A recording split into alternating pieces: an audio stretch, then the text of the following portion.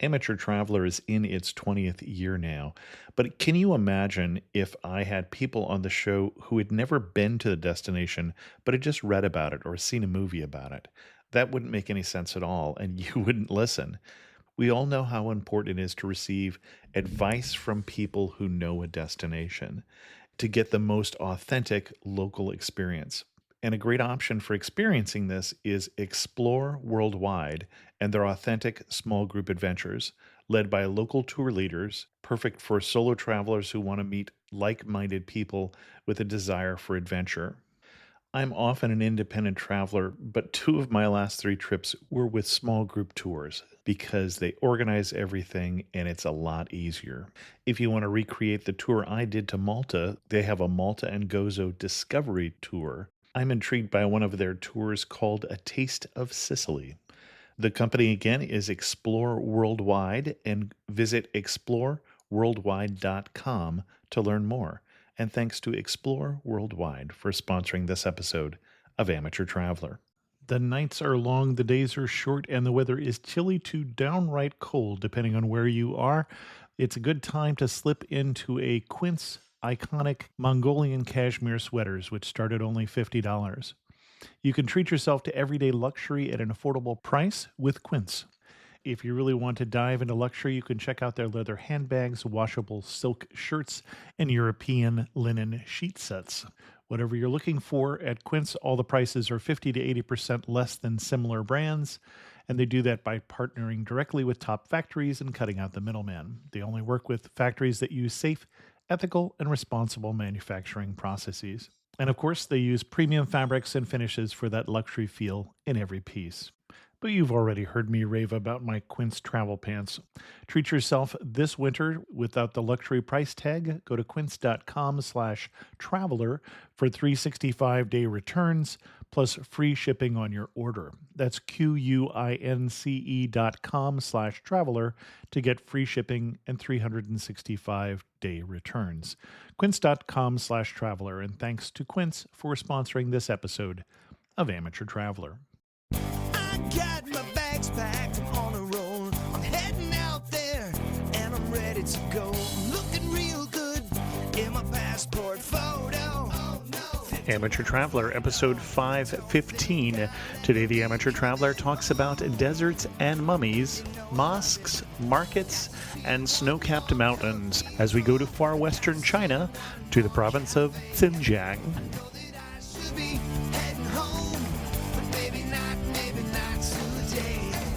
Welcome to the Amateur Traveler. I'm your host, Chris Christensen. With no further ado, let's talk about far western China. I'd like to welcome Josh Summers to the show, a travel writer from farwestchina.com, who has come to talk to us, strangely enough, about far west China. Josh, welcome to the show. Thank you so much, Chris. It's a pleasure to be here. And I say far west China, and the province we're talking about, I'm going to let you pronounce it. Yeah, it's the Xinjiang region, which is the far northwestern. Most people are familiar very much with Tibet, but this is the region that is right above Tibet, borders about 8 different countries all throughout Central Asia, Russia, Mongolia. Excellent. And you are currently living there and have been now for 10 years? Well, my wife and I first arrived in 2006, yeah. So we've been living here for a while, and I am currently, in my office in the capital city of Urumqi. And why should someone come visit Xinjiang, China? That's a very good question. There's a lot about China as a whole that draws people in, but I feel like Xinjiang is kind of the hidden pearl that people miss, partly because it's so far out there and very few people just have the time, I guess, to come out here. But the fact is there's so much hidden beauty. I'm talking about not just natural beauty. We've got the second largest desert and the second largest mountain in all of the world, K2, comes up against Xinjiang. But we also have some of the most interesting cultures. We have the Uyghur culture, we have the Hui culture, Kazakh. All of Central Asia just comes to a head here in Xinjiang. Cool. And what would you recommend for an itinerary? How do we explore if we had just a week or two? What would we do?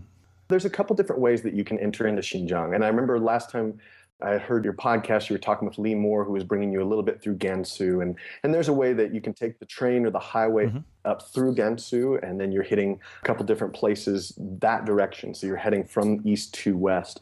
Most people, however, fly into Urumqi just because it's a much faster way to get around the region. And the reason I say that is because most people don't realize the Xinjiang region makes up 1/6 of China's total land area. So it is a massive place. I get emails all the time from people that are, hey, can you look at my itinerary? And they'll be, going all over the place, and I have to remind them, it's going to take you 20 hours to get from point A here to point B there. So you need to watch out. But for most people, I'd say, it's a good idea to stop in Urumqi for a night. The regional museum is kind of a good foundation to start from, where you get to see a little bit of the history. It's granted, it's Chinese history. They have a way that they want to display it, of course. But Okay. still, there's a lot to be learned. You don't just mean history of China. You mean that all of that is presented in the museum is controlled at a higher level than the museum curator. That is exactly correct. Okay. Yeah, there's a lot about this region that's controversial, and history is just one of them.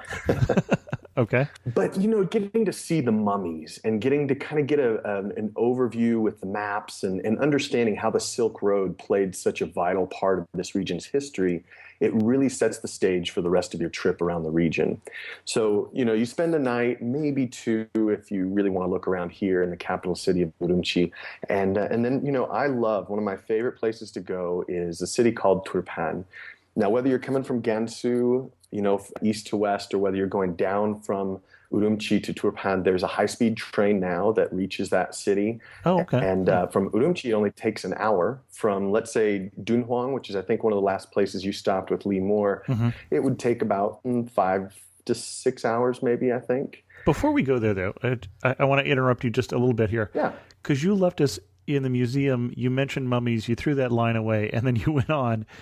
I think for most people, they heard mummies and they thought they were in Egypt because they don't think of mummies anywhere else. Who were we looking at there when we were looking at the mummies in the museum?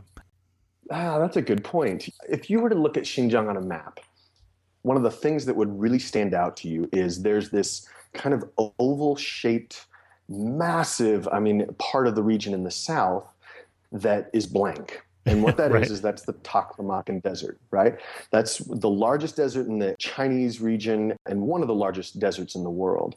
And in this region, it used to actually not be that big. It's grown over time, but there are numbers of villages and small places where people had just established places to live and outposts for trade. Because like I said before, a lot of the Silk Road had different routes that went through this region. And over time, the sand kind of took over some of these villages. And because of the dry climate, there have been a number of mummies that have been pulled out of the ground, both that were in regular tombs, as well as, I was about to bring you to Turpan, there's a region there called the Astana tombs. It's where they buried their kings or their leaders. And so they've been able to pull out extremely well-preserved mummies from that region. The great thing about it, though, and I think one of the reasons why it's such a popular thing to see, the most famous of the mummies is named the Lowland Beauty. You can still see her eyelashes. Oh my Like gosh. when you're in the museum, you can get up close and you can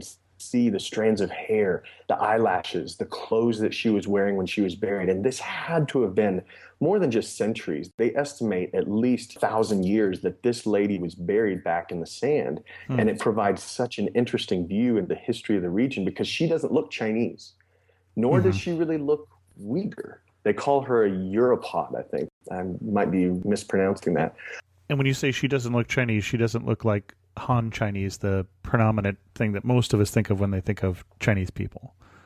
Correct. Yeah, Okay. very good correction. It's the Han Chinese because they would be offended if I didn't call the Uyghur Chinese as well because they do hold Chinese passports or identification. Okay.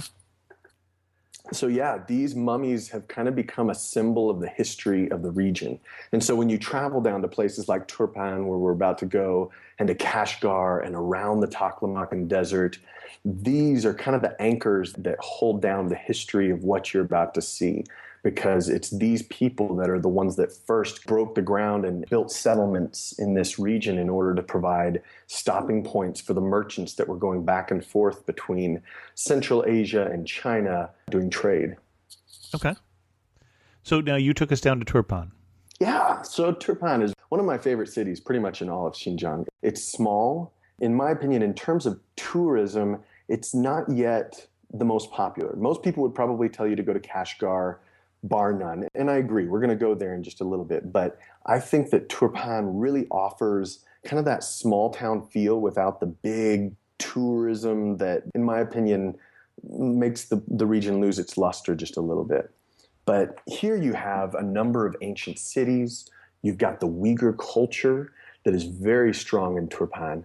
And you've got just a lot of really interesting regional aspects of, I guess, the climate and the geography. So for instance, when you're driving there or when you're taking the train, either way, you're going to notice that on either side of you, there's nothing. It's just like there might be mountains in the distance, but it's just sand, right? And it, maybe rolling hills a little bit, but no grass on it, just sand. And then you reach Turpan, and all of a sudden, it is a literal oasis in the desert.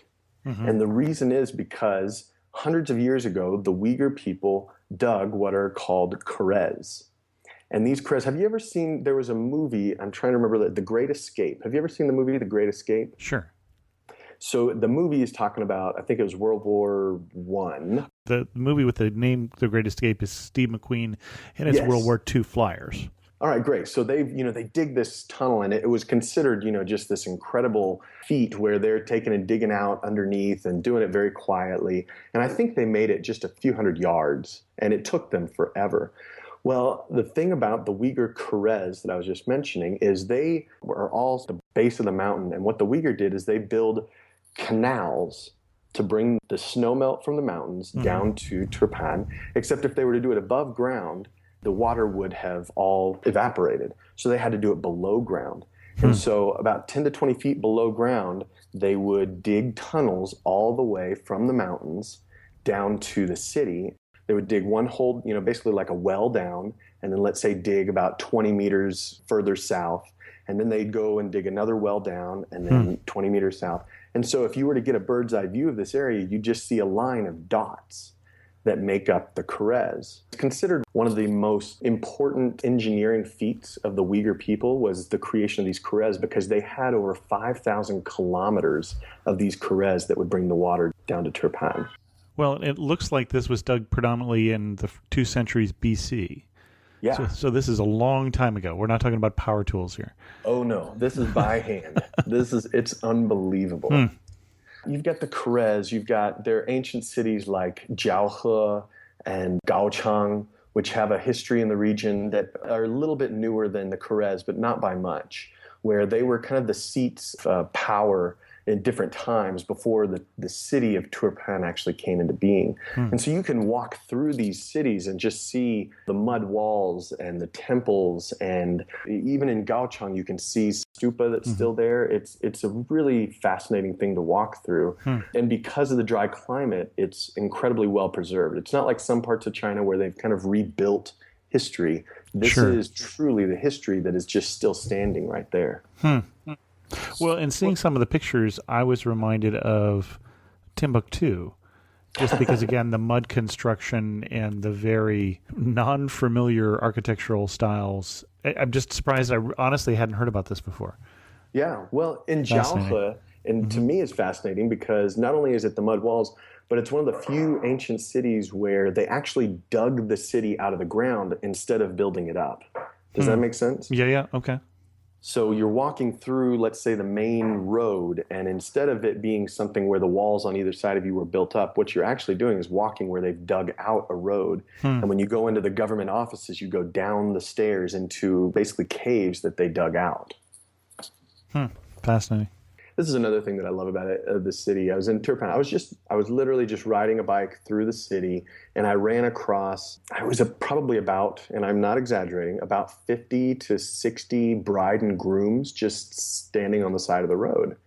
And, of course, you stop and you're like, what in the world is going on here? Every year around, I guess it would be August time, they have the grape festival, because this region is famous for its grapes. Like the ancient emperors of China would have these grapes and raisins, mostly raisins, sent from Turpan all the way out because they were such prized raisins. And so they annually have a grape festival. And during that time, the government sponsors a mass wedding. A wedding where people who perhaps can't afford their own wedding or just want to be part of a mass celebration are able to take part. They lined them up all on donkey carts. I had a whole bunch of pictures of it, and they paraded, all these different couples who were very finely dressed all through the city and had a mass wedding there in Turpan. What else would you do while we're in Turpan?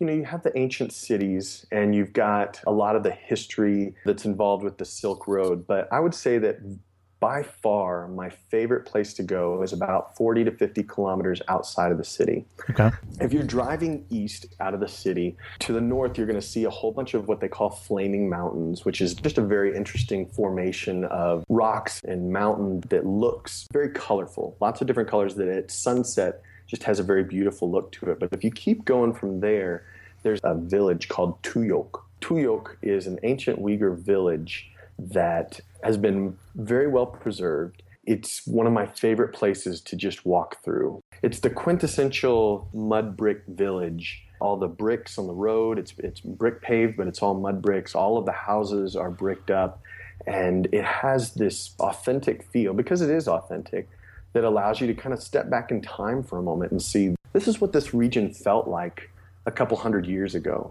When the foreign explorers would come through this area, we got Aurel Stein and Albert von Lecoq. When he and others would go through and they would do a lot of archaeological digs in these places like Jiaohe and Gaochang, they would stay in villages like Tuyok. And if you walk through Tuyok, you can see there's one small place where there's a sign that says Albert von Lecoq during his expedition in 1904 or 5 stayed here. And you look inside and there's nothing in there now, but it hasn't changed in 100 and plus years. And the whole village is quiet. And I did a homestay there. So you can stay with the family. It was actually during the winter, so it was quite cold. I had an outhouse. I slept not far from all of their cows and sheep, and it was a fascinating, wonderful experience. Now, we should say, and I'll put a link to it in the show notes, as you've been saying the name of these people, I, in my head, was spelling this poorly. We're talking about Uyghur, Uyghurs.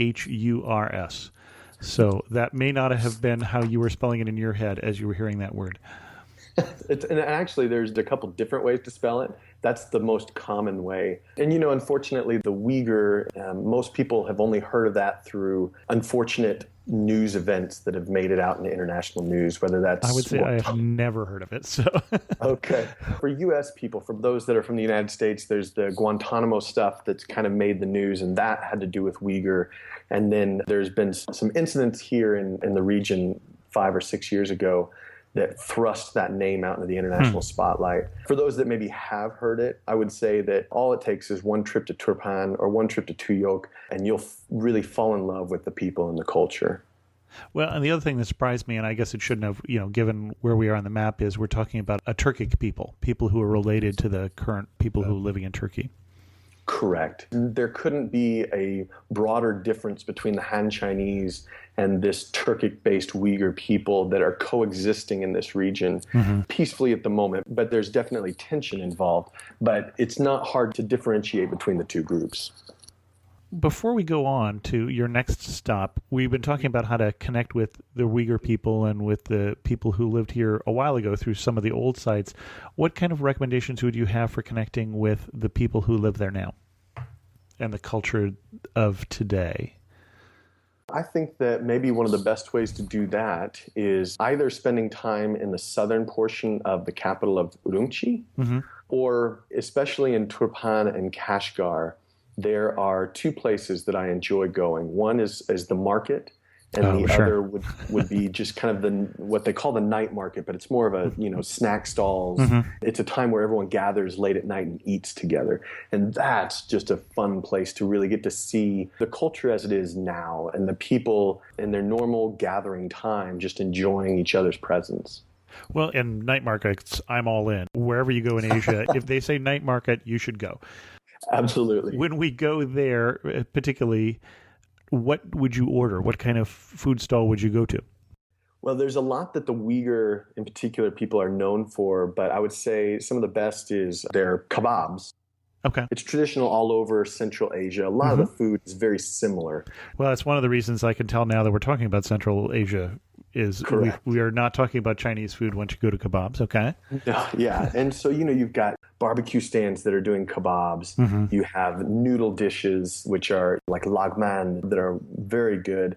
And then one of my favorite things to do, particularly in the night market during the summer, after it's been blazing hot for the entire day, is the Uyghur ice cream. It's this handmade ice cream that is just so delicious. They've got different flavors, but it's hard to really tell which is which. You go and buy a cup of ice cream, and it's wonderful. Excellent. And I'm guessing we're not going to find as many pork dishes in the markets. No, probably not a single one. But that's perfectly fine. There's still Chinese restaurants pretty much all throughout Xinjiang that if you were, for some reason, really, really wanting pork, I'm sure you could find some. Your best bet, especially while you're traveling through this region, is just to enjoy the local cuisine as much as possible. Well, and the reason I bring up pork, that was supposed to be a softball there to give you the clue to say, no, this people is predominant or comes from a predominantly Muslim background. I don't know whether they're practicing as much nowadays after years in the People's Republic of China, but... Yeah, well, for the Uyghur people, that's one of the things that really differentiates them, other than the fact that they're ethnically different. But religion and food are the two things that really, they very much want to set them apart from the Han Chinese people. And, it's not something where they're extremely devout, or at least I would say the majority don't seem to be extremely devout. Part of that has to do with a lot of the restrictions that China puts on this region because it has been a difficult region and what many news outlets call a restive region. We've had incidents, and so they've clamped down on a lot of things. And so for a regular male, going to pray 5 times a day just isn't possible.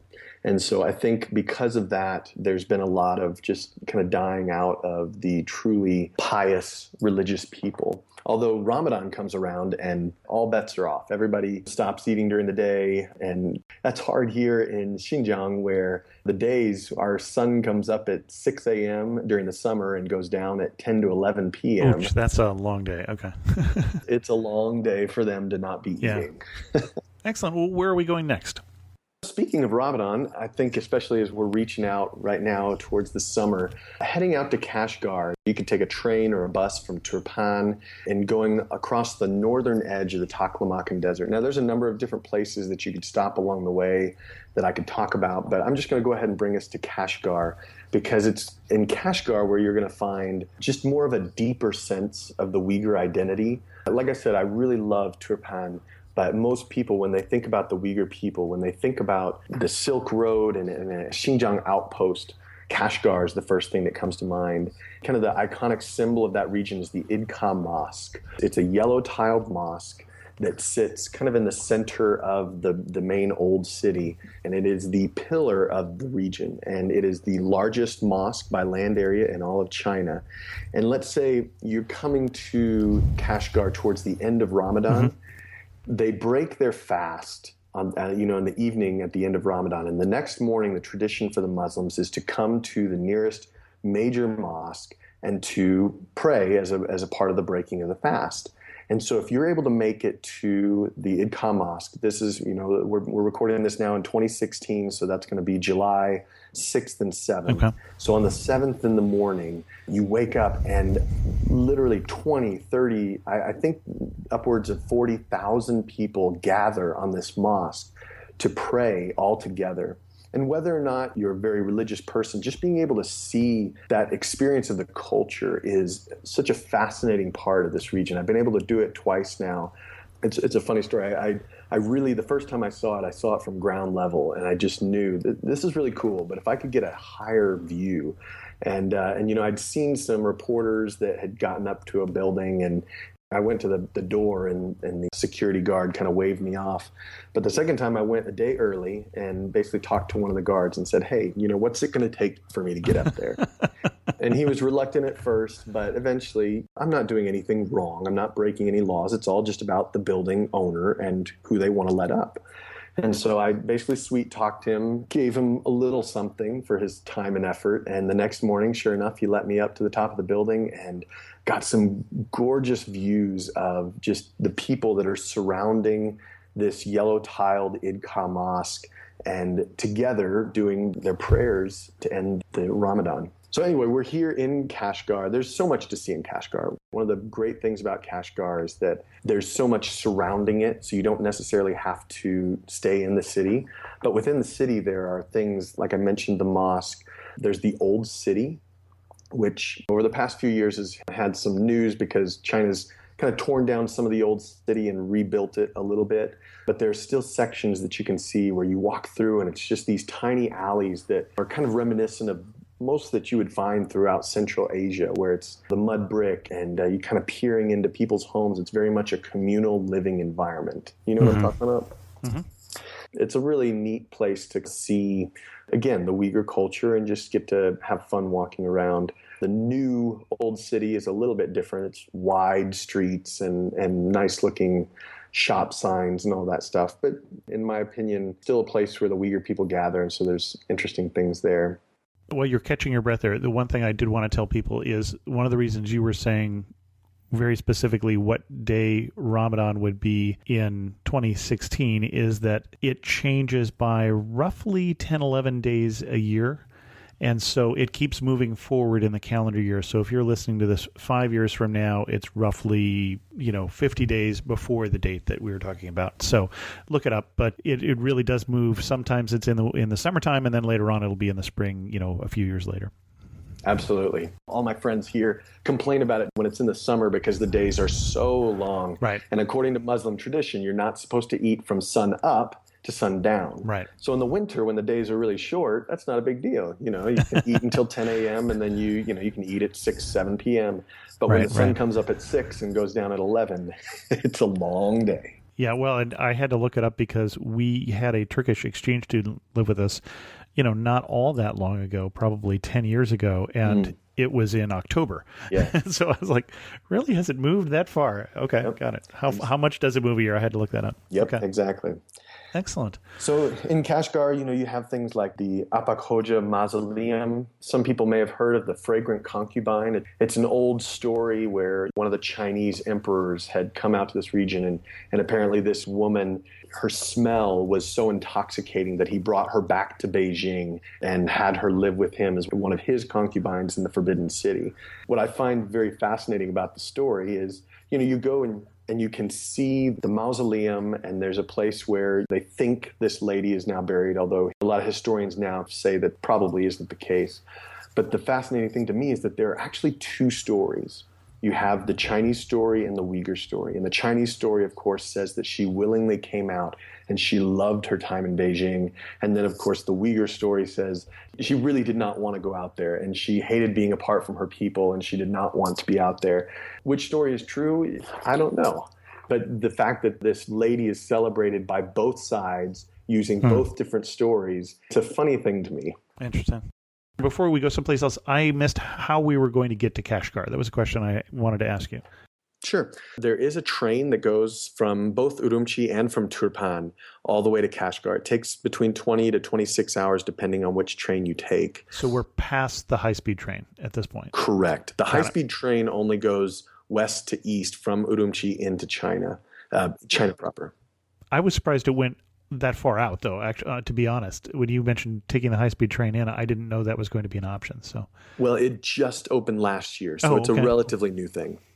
And you can also take a bus. Buses are a little less comfortable. If you can take the train, I highly recommend, especially for a 20-hour trip, I would recommend a hard sleeper. These are the type of terms that you'll hear all over China: hard sleeper, soft sleeper, hard seat. It's the same thing here in Urumqi. A hard seat for 20 hours, if you can imagine just by hearing hard seat, is not the most comfortable way to travel. So a hard sleeper, I can lie down, but it's going to be a hard bench? It is. Essentially, the difference between a hard sleeper and a soft sleeper is that, yes, it's going to be a little bit harder, but in let's say a cabin. Okay. Yeah, there's going to be 6 beds, 3 on each side. Mm-hmm. For me, I'm a 6'2", 1.88 meters tall guy. I can't really fit on those beds. My feet hang out, right? Okay. Whereas with the soft sleeper, you've got 2 beds on each side. You can close and lock the door if you need to. Okay. And the beds are a little bit more comfortable, a little bit longer. So, for instance, when I had my family here, my wife and I, and then my 2 parents, we got a soft sleeper so that we could shut the door and just kind of have some privacy. But even with the hard sleeper, you say 3 beds on each side, but is there a door? No, there is no door. So it's a lot more open. Yeah, I've been on one of those. Okay, so about 60 different people in one car. Exactly. Yep. Yeah. Okay.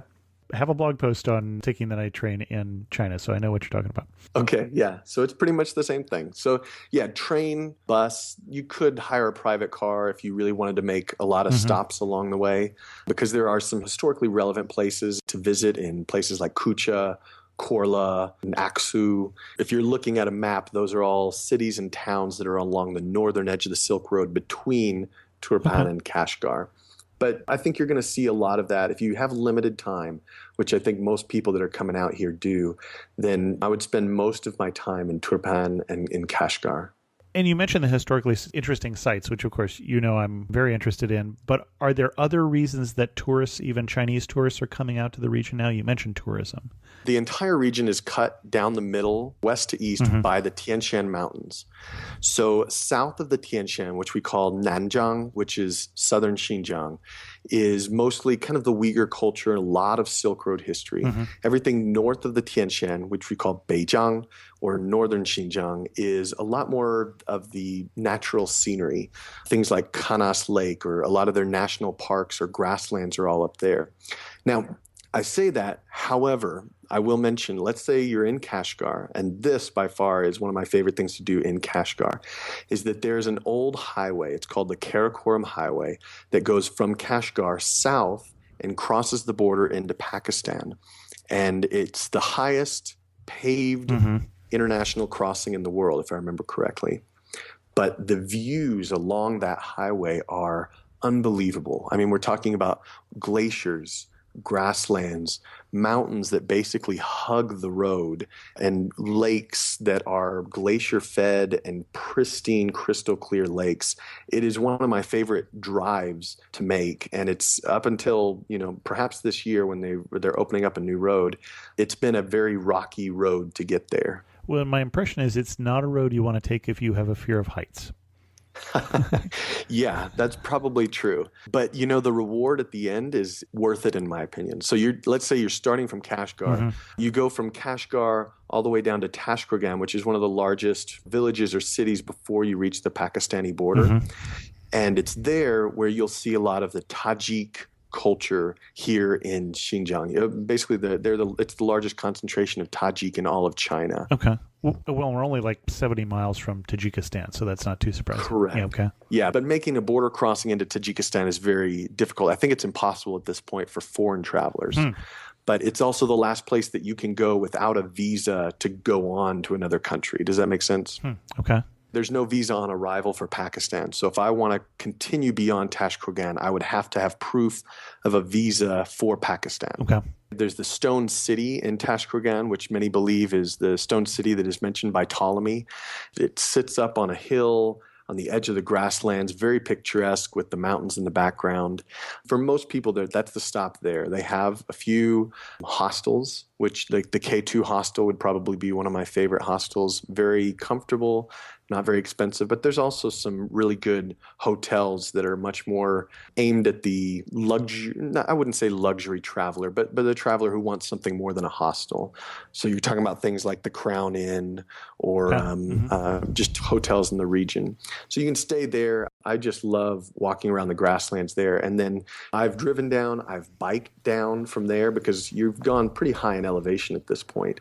And as you're going down back to Kashgar, that's the trip that most people take. They take a round trip from Kashgar to Tashkurgan. And again, we're on the very far western edge. Pretty much the farthest west you can go in all of China is this highway. And you're going down, and most people make a stop at the Karakul Lake, which is right at the base of Muztagata, which is one of the picturesque mountains in the region. Okay. And here is where I would recommend any traveler that's going to stay the night in one of the yurts or gurs. These are the old, in this case, it's Kyrgyz are the people that are around this area. Okay. And they've set up these, I guess you'd call it a tent. I'm sure you're familiar with a yurt or a gur, right? Oh, sure. Yeah, yeah. And so just staying in there right at the edge of a glacial lake called Karakul is a fun experience, not just because of the beauty that you see and the culture that you see around the lake, but one of my favorite things is at that altitude, going out at night and seeing the stars. Chris, it's unbelievable. Oh, I can imagine. Well, actually, I'm not sure I can imagine, but I've seen pictures. Yeah. Let's put it that way. It is amazing. So I think a lot of people take this particular side trip from Kashgar. I mean, it's at least a 2-day trip. I would say make it at least 3 if you can. But they take it because in all of Xinjiang, a lot of what you're seeing is the Uyghur culture that we've been talking about, right? Mm-hmm. There's a lot to see. There's a lot to experience.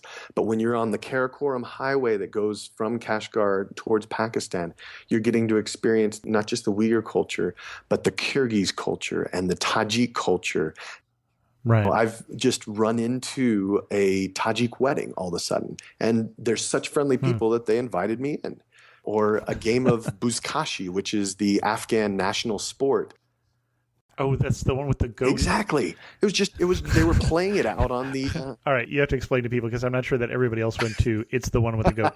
It's the one where you're playing almost polo except no mallets and you've got a goat carcass. So someone explained it to me like this, Chris, and I thought it was hilarious. They said, this is what polo would look like if it was played in prison.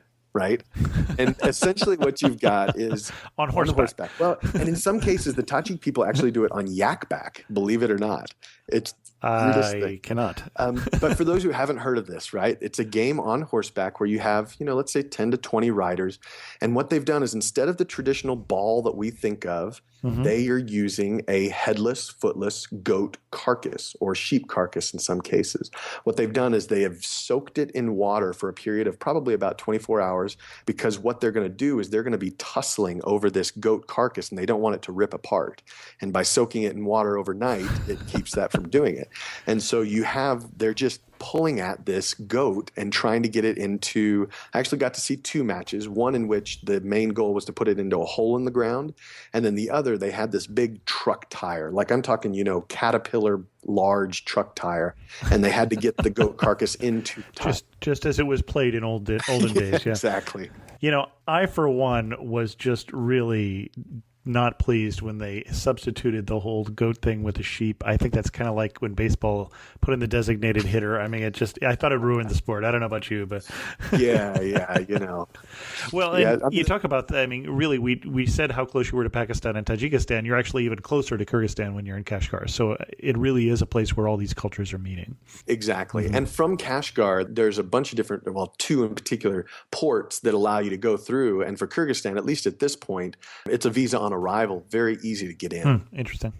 Now, one clarification. You mentioned the stone city that Ptolemy referred to, that Tashkurgan was possibly the stone city that Ptolemy referred to. So just for everybody who doesn't have their Ptolemaic history at the tip of their fingertips, you're talking about one of the Egyptian rulers between Alexander the Great and Caesar. So roughly 300 BC to 0 AD. Correct. Okay. I don't know which Ptolemy you're talking about. There were 14.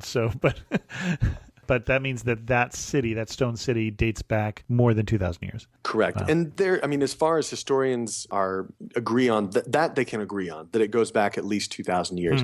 Whether it's actually the place that Ptolemy's referring to, that's up for debate. But there is a lot of history involved in that region. Interesting. We're going to have to start to think about winding this down. Sure. Which I don't want to do. So what is going to surprise me when I go there? I mean, we've talked about football with a goat on horses and all sorts of other things, but even knowing all that, what surprised you when you went there? I think what would surprise you most, and you and Lee touched on this in the Gansu area, because in the Gansu area, you're working with the Hui people a lot, and there's just a lot of Muslim culture there. And so it doesn't quite feel like the China that you're expecting. Sure. Take that and multiply it by 10 or 20 times, and that's probably what you're going to be feeling once you hit Xinjiang. It truly is kind of the intersection between China and Central Asia, where there are points where you're like, oh, here, yeah, I'm in China. And then you go 20 feet, and all of a sudden you're like, well, wait a second. No, these are Central Asian alleyways. All of a sudden I went from a 2-lane paved road, and now I'm in this little alleyway, meandering through people's homes. And I think that's part of the beauty of it, is just this mixture of so many different cultures, but at the same time, there's a differentiation between all of them. That's what I love about this place, is that I can have a meal that is a Chinese meal, a traditional Chinese meal that, things that you would get in inner China. And then I can turn around and the next day I can have a rice pilaf, which is that Central Asian staple rice dish that is so good. And I'm in the same city, probably even in the same neighborhood. I don't always ask this question, but when you've been there 10 years now, when did you feel closest to home? This is a very familiar place, just like being where I grew up. And when did you feel furthest from home? Just, this is so unfamiliar. I can't believe it. I would say that the most unfamiliar I felt was probably in the far southern Xinjiang, where you've got the Uyghur culture in places like Hotan, and there's a lot of just like desert living, and it's hard to describe. It's like you've got part city but part desert, and I don't really enjoy, like a lot of people really want to experience kind of the desert trek, getting on a camel, doing a couple days in the desert. That's not me. I get over the crest of one of the sand dunes and I feel lost, and I don't like the extreme heat, and it's hard to climb. Like kind of that desert living, that desert culture is where I feel probably the most uncomfortable, even though it's such a part of that particular region. And most familiar. The reason I love Turpan so much is because it has become so familiar to me. For me, it's when you get people gathering around in night markets and small town atmosphere. There's not a whole lot of traffic, but the cars that are there, it feels just very intimate. And that's what I love. I just love, like, let's say walking around Turpan in the evenings, going up and down some of the alleyways, and that's what feels very comfortable to me. Interesting. I had to look it up because I was curious when you were talking about the northern part. I think you said Beijing. Beijing, yeah, the northern. So Xinjiang. northern China is literally what that means. So I had to look up what Xinjiang means, and it's new frontier, which I didn't realize. So even in China, this is considered the frontier, which is not surprising. Yeah. It is. Excellent. Yeah, people would consider it the Wild West, I guess, of China. Unfortunately, even the name New Frontier has kind of a controversy around it. That's not the traditional name, I'm guessing. Well, yeah. I mean, it's the name that Chinese gave, and China claims a long history here. And then, of course, there's opposition to that. And sure, there's a history to the name that's long and not necessarily something we want to go into here. But it is a region that is a very integral part of what China's strategy nowadays in terms of integrating Xinjiang into the trade that reaches out into Central Asia and Europe. You're standing in the prettiest spot in the whole region. Where are you standing? What are you looking at? If I'm standing in the prettiest spot in the region, in my opinion, I'm standing on the shores of Karakul Lake. Let's say about 10 o'clock at night, where I can still kind of see Mustagata, the shadow of Mustagata in the background. And then I'm looking up and I'm seeing millions of stars up in the sky. Seeing the Milky Way is crystal clear. And I probably saw 10 shooting stars. You've been there for 10 years. Tell us a moment when you said to yourself, gee, I didn't think I would ever do that. I remember, and I don't want to go into too much history here, so if you really want to know about the history of conflict in this region, just look up 2009 and the word Xinjiang, the year 2009, and you'll get a whole history of what's happened. And it's not something I want to go into here. But it was a conflict that resulted in the internet being cut off. All right. We literally had 10 months. And you were there at the time. And I was there at the time, yeah. So we had 10 months where there was no internet outside. It was more of an intranet where we could view a couple sites that were hosted here in the region. But outside of that, everything else was cut off. I couldn't call my parents. I couldn't, get on to check my email. I couldn't do anything. And so one of the weirdest things that I've ever done is I have, in my opinion, I guess, I got on a train. At the time, the high-speed train wasn't available. And so I got on a train for about 10 to 12 hours, got off at Dunhuang, which is one of the first stops in the Gansu region, which is right to the east of Xinjiang. Right. The other one we talked about. Got into a hotel, and the only thing I did is opened up my computer and answered 400 emails, just, that had been piled up over the course of a couple months, and then got back on a train 2 days later. That's all I did. I didn't go out and see anything. There's so many great things to see in Dunhuang. You've already talked about it. I didn't do a single one of them because all I did is I got on my computer and I called my parents. I checked my email. I figured out what had been going on in the world over the past 2 months. And then I got on a train and I went back home. One thing that makes you laugh and say only in Xinjiang. It's only in Xinjiang that you will have a large city like Urumqi overrun by sheep during the Kurban festival. I'm talking about poop in the streets. I'm talking about sheep that are just hanging from trees, after they've been sacrificed during the festival. It's just sheep everywhere. All right. I never know what kind of answers I'm going to get for that. And sometimes I am left speechless. Before we get to my last two questions, what else should we know before we go? What else should you know? There are two primary questions that I guess I receive from people that are coming to Xinjiang. The first is, do I have to be able to speak Uyghur in order to get around? And my answer to that is that no. Yes, it would be helpful, but no, you don't have to. So if you have even just a bit of Chinese, that would be helpful. But even if you just have a map, a lot of the main places, particularly the ones that we've talked about, Urumqi, Turpan, Kashgar, they cater mostly to tourists. So they would know where you're wanting to go if you just said Jiaohe in Turpan or Idka in Kashgar, and you don't have to be able to say anything else. The second question that I receive has to do with safety. Anyone who does just a little bit of research on this area, unfortunately, I hate to say this, you'll notice that there is conflict that exists here. It's not to the scale that you'll see in the Middle East, but it's enough that scares people to thinking, maybe I shouldn't be heading out that way. Maybe it's better off. And my answer to that is that I've lived here for 10 years. I have a family here, Chris. My son, lives here with me. And I wouldn't have brought him into a situation that I thought was extremely dangerous.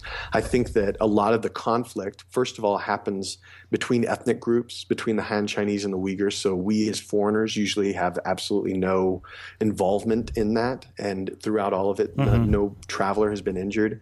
But also it happens in the small villages outside of the tourist areas. So every person that has asked me about just, the safety concerns, and I'd say, I've never felt any less safe here than I have traveling around the rest of China.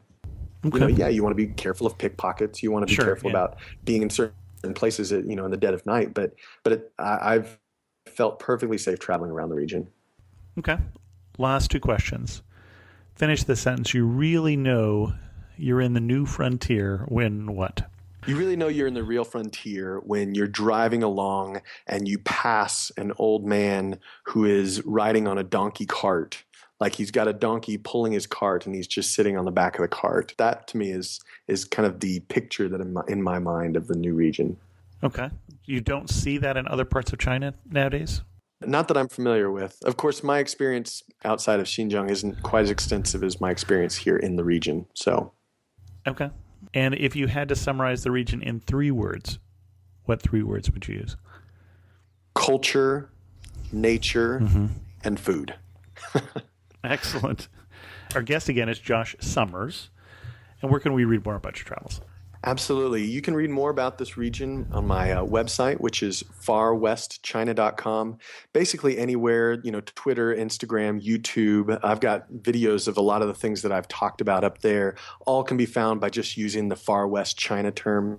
I've started now actually doing business running cycling tours from Tashkurgan down to Kashgar, one of the most fun things in the world. And you can find that at cyclethekarakoram.com. That's www.cyclethekarakoram, all one word.com. And both of those. How far is that? It's a good 400 kilometers. And we do it over 8 to 9 days, and setting up tents, sleeping in yurts. It's a great cultural experience, but it's also, in my opinion, so much better to see this part of the world without the cover of a car roof over your head. Excellent. Well, Josh, thanks again for coming on The Amateur Traveler and talking about a fascinating region of China. Thank you so much, Chris. I really enjoyed being with you.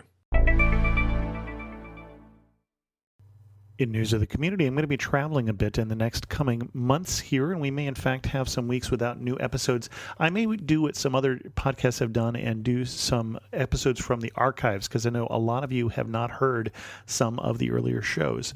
I heard from, and I'm going to say Jer, Jere, about the episode we did recently on Naples and the Amalfi Coast. You need to update your story on Naples and the Amalfi. We have spent several months living in Napoli over the last 2 years. Taxis are now well regulated, fixed prices to the train, airport, etc., and I have never seen garbage. Repeating those old tapes have a negative effect on travelers who would otherwise miss a wonderful city and people.